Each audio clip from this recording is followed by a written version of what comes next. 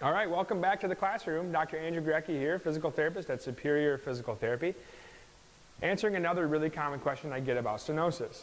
Do I need surgery for stenosis? Very, very common question.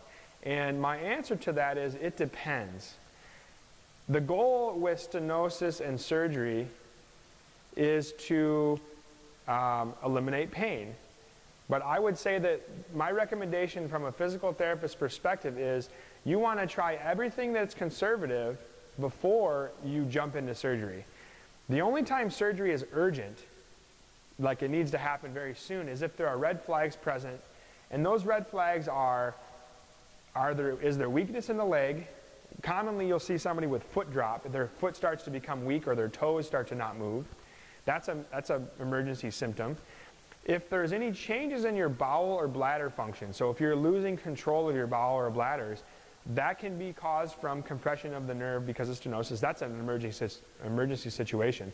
So if those two things aren't present, it's not urgent to get surgery. And in fact, we know that in that case, surgery is only 50% successful after 2 years. So the 2-year outcomes are very bad. So the surgeries really aren't working for half the people that have them. So the goal is conservative treatment that focuses on treating the symptoms, getting the symptoms to go down, but also working on the dysfunction that's actually causing the hole to close down. Okay? So doing those are really, really important before you even consider surgery, unless there's emergency red flags like we talked about before. So do I need surgery for stenosis? Unless you have red flags, I can say the answer is no. But you should also try conservative treatment. Conservative treatment is physical therapy, cortisone injections, anti-inflammatories. Those are the things that I would try before I have surgery, because those things actually, when we don't have red flags, are 85% successful versus the 50% success of surgery. The problem with surgery is that it's not a bad surgery that happens. It's that the surgery right now that's commonly done is called a spinal fusion, which is where they open up the hole, then they put a plate on the back of the spine to keep the hole open. That actually goes fine. It goes well for people. But then taking away motion at that segment causes more stress at the segment above and below, and 2 years later, those are the ones that are causing pain. And then again, that's considered unsuccessful because the back still hurts or the person still has sciatica.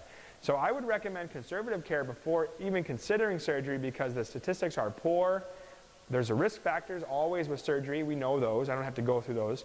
But focusing on conservative management, which is corrective movements to help open up the hole and then decrease the movements that are causing the hole from closing down. We talked about in previous videos the foot and ankle, the hip, and the upper spine. Are they moving optimally? If those 3 areas are not moving optimally, then I'm not even going to consider surgery. So there's my answer on that.